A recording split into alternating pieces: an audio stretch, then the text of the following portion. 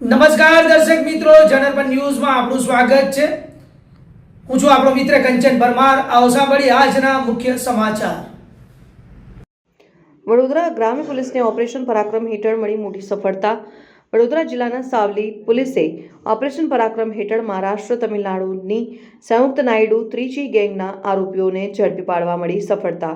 ગુજરાત રાજ્યના અલગ અલગ વિસ્તારમાં સાવલી સહિત આણંદ, ગાંધીનગર, બનાસકાંઠા, મહેસાણા સહિતના જિલ્લાઓમાં ગંદુ મેલું છાંટીને ગાડીઓના કાચ તોડીને બેગ લિફ્ટિંગ જેવા અનેક ગુનાઓમાં સંડોવાયેલા આરોપીઓની એક ફરિયાદ સાવલી પોલીસ મથકે નોંધાઈ હતી, જે અનડિટેક્ટ ગુનાની તપાસ સાવલી પોલીસ મથકના પીઆઈ, પીએસઆઈ, ડી સ્ટાફ સહિતની ટીમે ટેકનિકલ સર્વેલન્સના આધારે તપાસ હાથ ધરી હતી।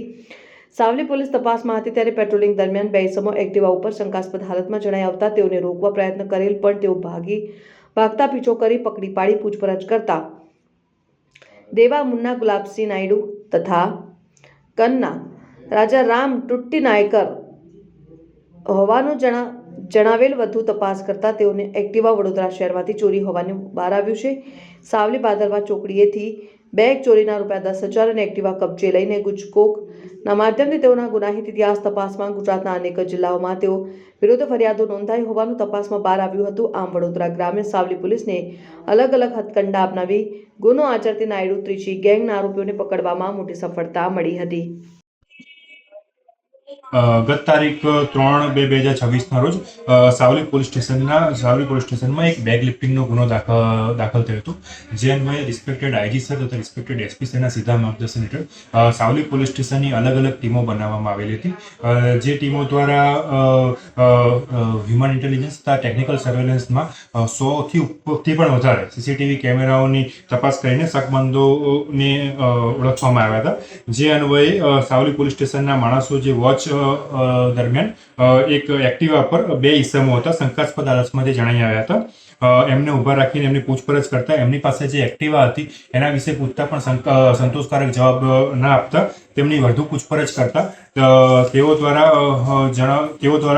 કબૂલાત કરવામાં આવેલ કે સાવલી પોલીસ સ્ટેશનમાં જે ગુનો દાખલ થયો હતો એ જે બેગ ચોરી કરી હતી એમાં એ લોકોએ જ કર્યું હતું। આ ઉપરાંત જે વ્હીકલ એક્ટિવા હતું એ પણ એમને વડોદરા સિટીના જવાહરનગર પોલીસ વિસ્તારમાંથી ચોર્યું હતું, જે અન્વયે વડોદરા શહેરમાં જવાહરનગર પોલીસ સ્ટેશનમાં પણ ગુનો દાખલ થયેલો હતો।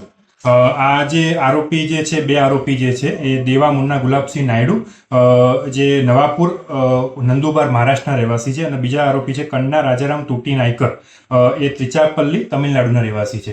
આ જે આરોપીઓ જે છે એ જે નાયડુ ગેંગ જે છે, નાયડુ અથવા ત્રિચી ગેંગ એમને કહે છે, એ ગેંગના આ એક્ટિવ મેમ્બરો છે।